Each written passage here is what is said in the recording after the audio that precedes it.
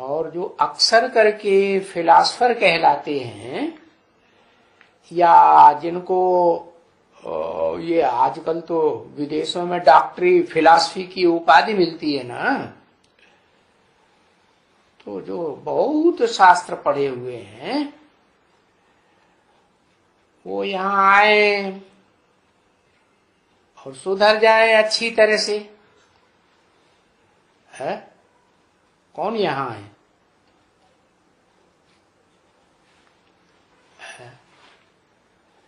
यहाँ भारत के शंकराचार्य ने तो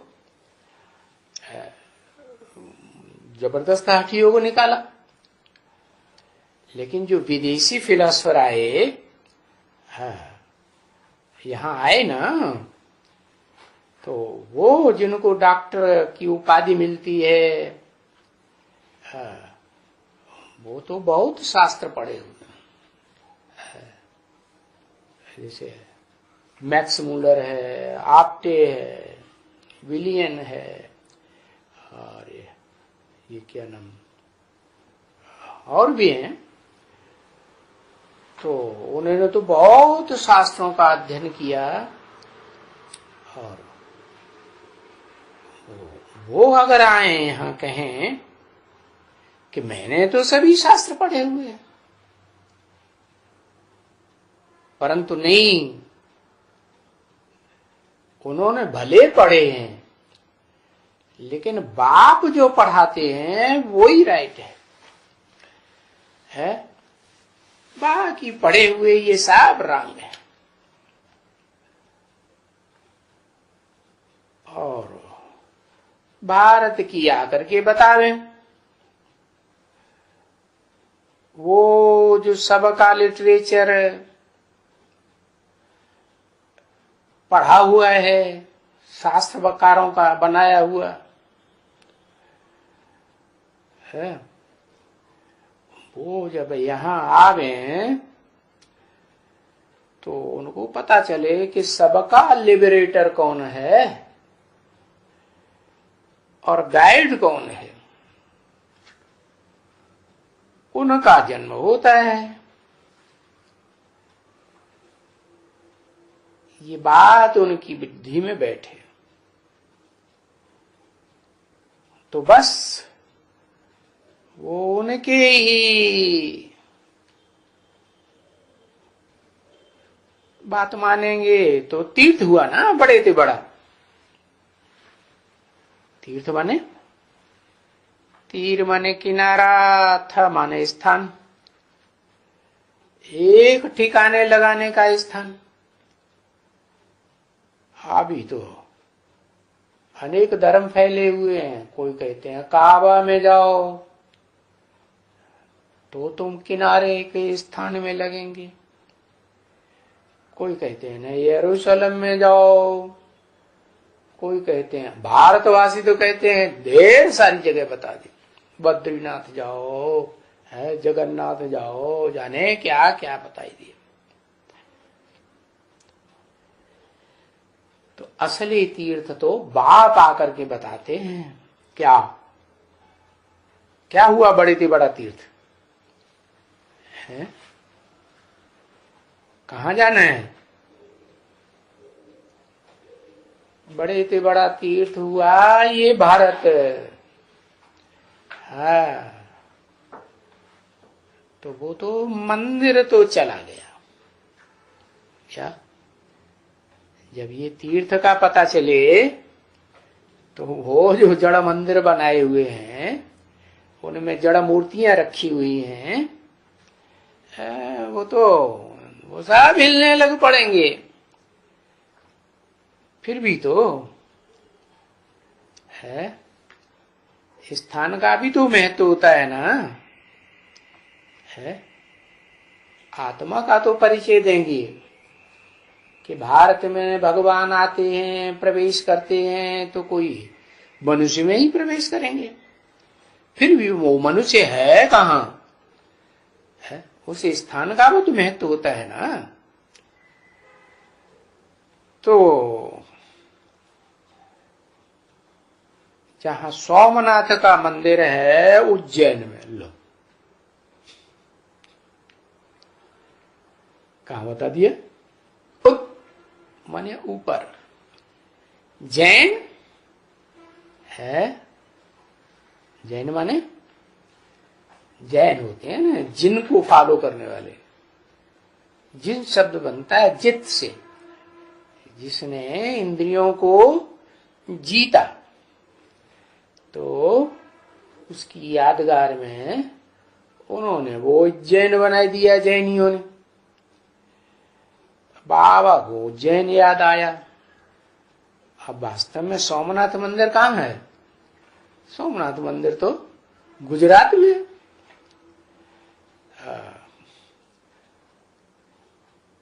उज्जैन तो इलाका है, स्थान है, और वो गांव है जहां सोमनाथ बना। वो भूल गए। क्या? कौन भूल गए? बाबा भूल गए। मुरली में शिव बाबा ने खुद ही सुधार दिया। वो भूल गए बाबा कि जहां वो मंदिर है सोमनाथ का, वो उज्जैन में थोड़ा ही है? उज्जैन कौन से प्रदेश में? उज्जैन तो मध्य प्रदेश में है, और सोमनाथ मंदिर तो गुजरात में है। क्यों? मध्य प्रदेश में क्यों नहीं हो सकता? अरे वो तो बंद माने बीच का प्रदेश हो गया। अब जो बीच में लटका हुआ है वो कोई वो पहुंचा हुआ कहेंगे क्या? नहीं, तो गुजरात में है। गुजरात माने जिसके अज्ञान की रात गुजर गई, वो है असली सोमनाथ। क्या? किसको नाथ? सोम को नाथ। सोम माने सोम कहते हैं चंद्रमा। तो चंद्रमा को नाथने वाला सोमनाथ वो हुआ असली। कौन हुआ? है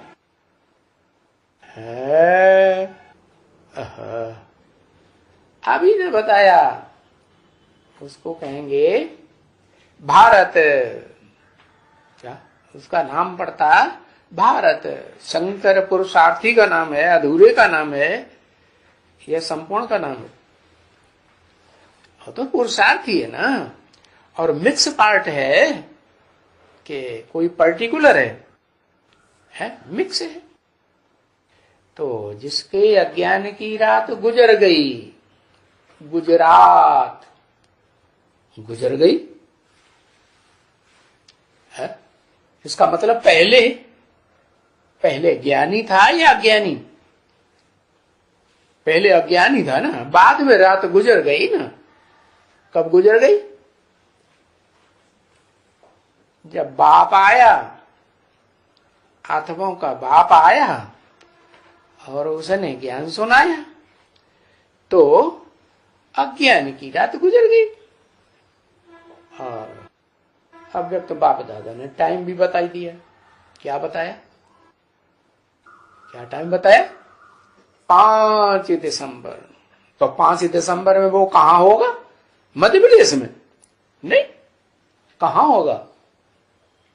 5 दिसंबर को जरूर गुजरात में ही होगा ना। हाँ, तो गुजरात का नाम क्यों लिया है? अरे विश्व का मालिक जिसे बनाते हैं बाप आकर, वो कहां का है? 20 बार नाम ले दिया। जो विश्व का मालिक है वो कहां का है? हाँ, फरक्काबाद वालों से पूछो जो कहते हैं याद करो मालिक को, है? उनसे पूछो कि वो मालिक साकार है या निराकार है? निराकार तो विश्व का मालिक हो न सके। तो जो फरक्काबाद का नाम बार बार लिया मुरली में, वो फरक्काबाद का है, गुजरात का कैसे हो गया? बताओ। है अरे बताओ भाई, नहीं पता चल रहा है? ज्ञान लिया अहमदाबाद में, अच्छा, अधूरा ज्ञान लिया या संपूर्ण ज्ञान लिया है? अधूरा लिया या संपूर्ण लिया? अधूरा लिया। तो लिया लिया ना लिया, वो अधूरा ज्ञान तो उन धर्म पिताओं में भी होता है ना, कुछ न कुछ है, नहीं होता है? कुछ तो होता ही है? हाँ, तो गुजरात में यादगार क्यों बनी है?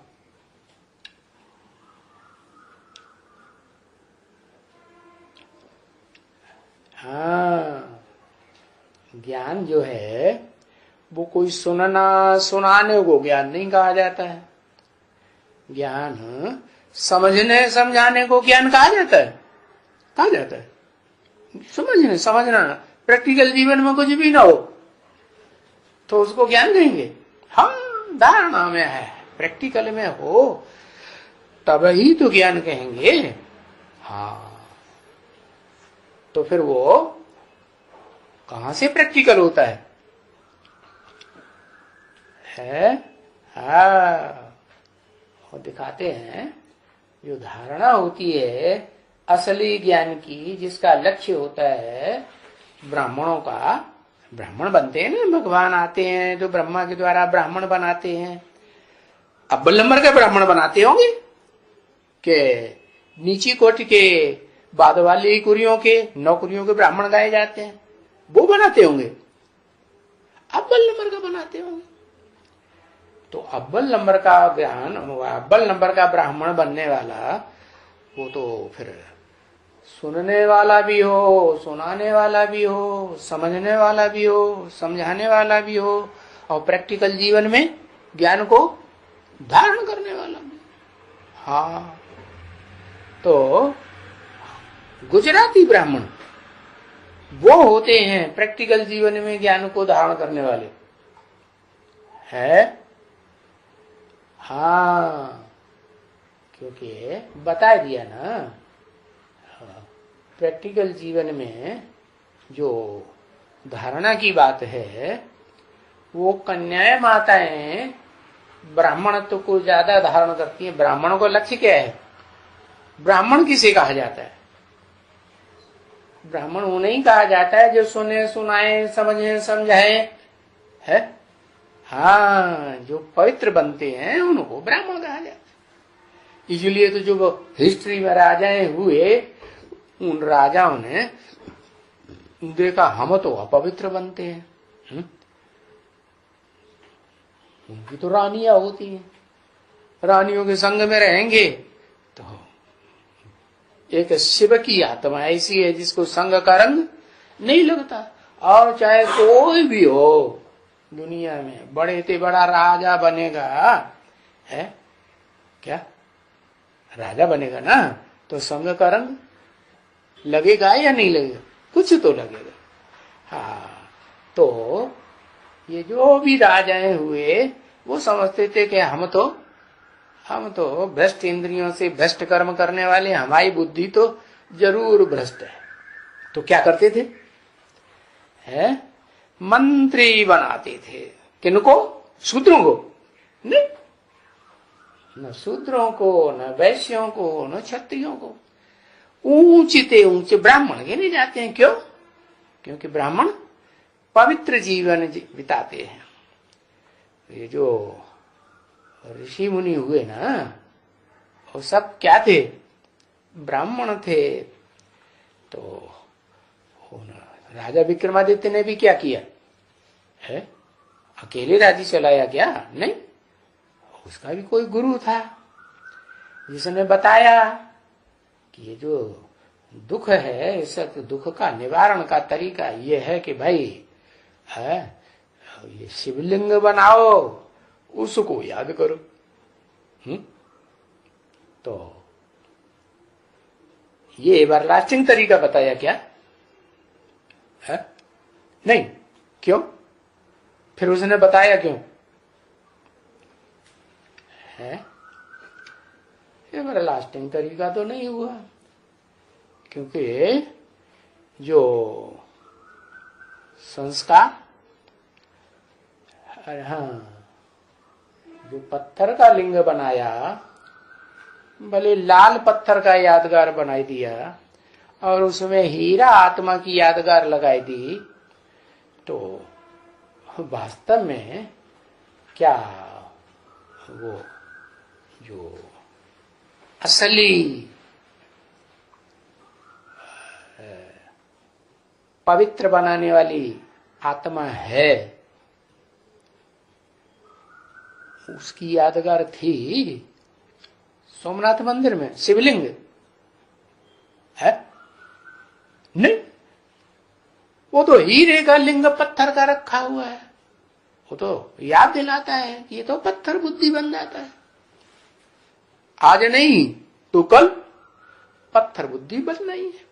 क्योंकि ऐसी तो दुनिया में कोई आत्मा नहीं है जो शरीर धारण करे, 5 तत्वों का पुतला धारण करे और नीचे न गिरे, संग का रंग न लगे।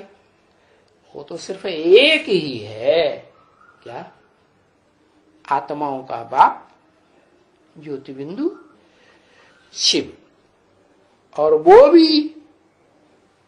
वो शिव भी जब तक साकार में प्रवेश न करे, क्या देहधारी में प्रवेश न करे, तब तक वो ज्ञान भी सुनाई नहीं सकता। तो दोनों का कॉम्बिनेशन चाहिए।